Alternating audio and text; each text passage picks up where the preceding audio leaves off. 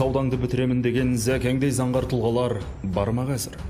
20 мың қазаққа жер үлестіріп, бүкіл Алматыны қазақтандырып, Қонаевпен дос болып, шындықты айтамын деп 3 рет атылған зәкең туралы өте қызықты ақпараттарды баяндайтын боламыз. Сіздермен бір қарапайымдылығын, халқына жасаған есепсіз жақсылығын, тоқетерін айтқанда қазағым деп еңіреп өткен асыл азамат осы Заманбек Нұрқаділов болды. Сол кезде де, қазірде біздің билікте зәкеңдей туған ұлтын шексіз сүйген бірде-бір азамат болмағаны қандай аянышты дерсің. 1991 жылдан бастап ауылдардан босқан баспанасыз, жұмыссыз қазақ жастары, олардың отбасылары Алматыға қарай ағылғаны белгілі. Сол кезде 20 мың отбасыға тегін жер үлестіріп берді. Сол жылдары жер сұраған бірде-бір қазақ жасы жерсіз қалған жоқ. Осы арада бір баса айтатын мәселе, Заманбек Нұрқаділов ол жер телімдерін тегін үлестірді. Оны айтасыз, Алматы қаласының орталығынан босап қалған пәтерлерді тек баспанасыз қазақ отбасыларына үлестіруге мүмкіндік жасады. Оған бір дәлел Гагарин мен Жандосов көшелерінің қиылысындағы жер сілкіну сынағын өткізетін 5 қабатты тұрғын үйді тұтастай баспанасыз қазақ отбасыларына бергенінің өзі көзсіз ерлікпен пара-пар еді. Нұрқаділов мектеп балабақша мәселесінде де айтарлықтай тамаша қызметтер істеді. Мәселен, Қалабайұлының шешімімен 15 орыс мектебі, 30 балабақша қазақшаланды.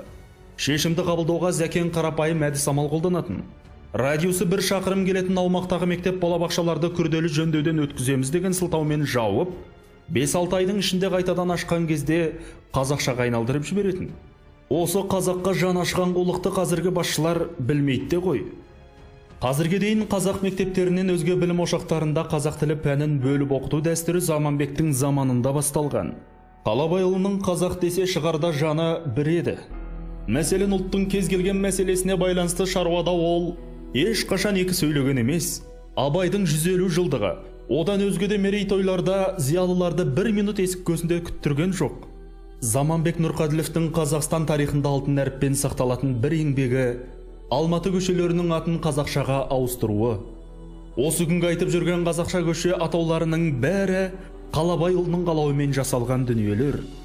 Ендігі айтатыным, зәкеңнің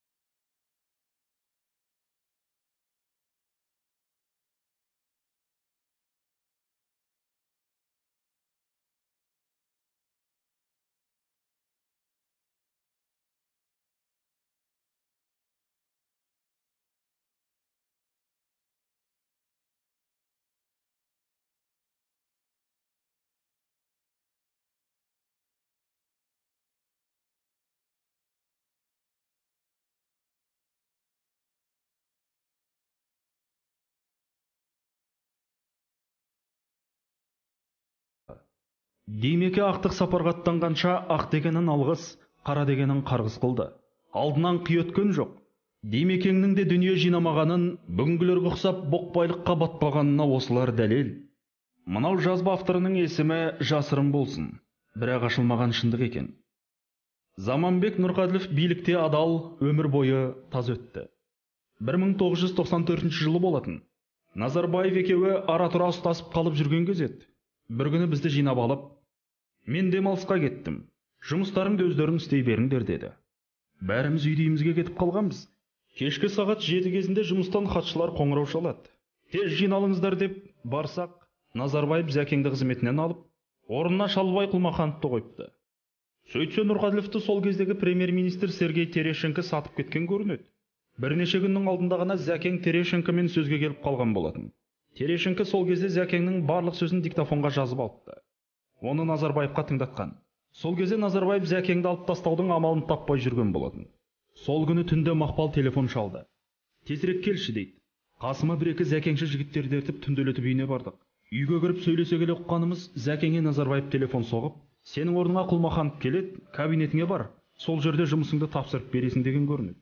Оған Нұрқаділов, бармаймын, мен сіз істей беріңдер білгендеріңді депті. Сөйтіп Назарбаев пен Нұрқаділов телефонда бірін-бірі аямай боқтапты. Мінекей, Зәкеңді қудалау осы кезеңнен басталды. Осы кезеңнен бастап аяғына тұсау болғандары қаптай түсті. Аяғында қастандықпен өлтірілді. Бір ғана мойындалмаған шындық бар. Зәкеңе қастандық жасалды. Қастандық. Оны кімнің жібергенінде жақсы білеміз. Өте жақсы. Сасқан үйрек артымен сүңгиді дегендей 3 рет атты деп қылмыстық оқиғаны жылы жаба салды. Естеріңде болсын. Бұл опасыздық ешқашан, еш уақытта ұмытылмайды.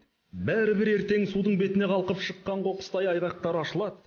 30 жылдық сіресіп қалған сорлы жүйе онсыз да соған әкеле жатыр. Тарихта кімнің батыр, кімнің жексұрын болып қалыптасатын күні де алыс емес. Ұрпақ әділ төреші. Мәтінді оқыған Айдос Оросай, жазған Бағжан Бақбергенұлы. Сіз үшін